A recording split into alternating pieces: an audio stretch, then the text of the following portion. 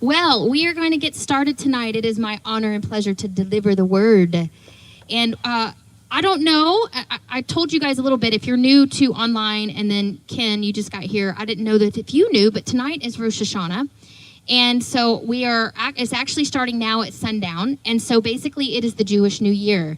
And this is year 5784. This is a really big deal. No, we're not Jewish, but Jesus is Jewish. And so the festivals and all of the fall festivals, spring festivals, are all very, very important to the Lord. A lot of the things that the Lord does on a prophetic timeline always happens on the festivals on the Jewish calendar. The Lord does not go by our Gregorian calendar. He does not. He always goes by the Jewish calendar.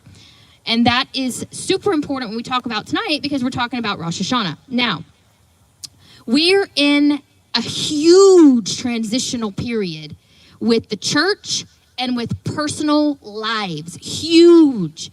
You guys have heard me talk about on my platforms. We've discussed this really small time frame that we're in with 7 years, right? Remember the prophecy that was released by Tomi Ariomi and a few other prophets 2 years ago when Tomi, I believe, had a visitation from an angel, and he has these once a year on Rosh Hashanah, and was told, Tomi, you tell the church they have 9 years.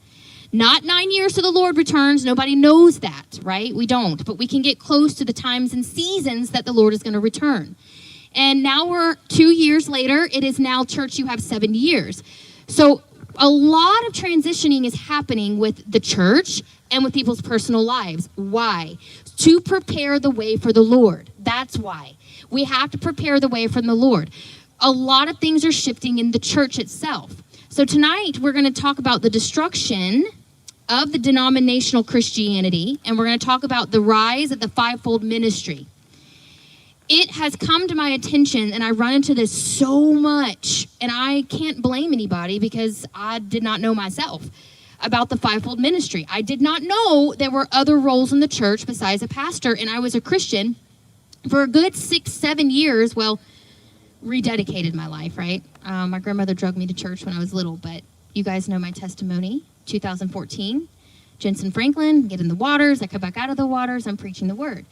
But during that time, I did not know that there was other offices other than a pastor. Like, I just didn't know, right? I didn't know why I was doing what I was doing. And so I run into this a lot. And the Lord is restoring this. He's restoring the fivefold. And we're going to talk about that.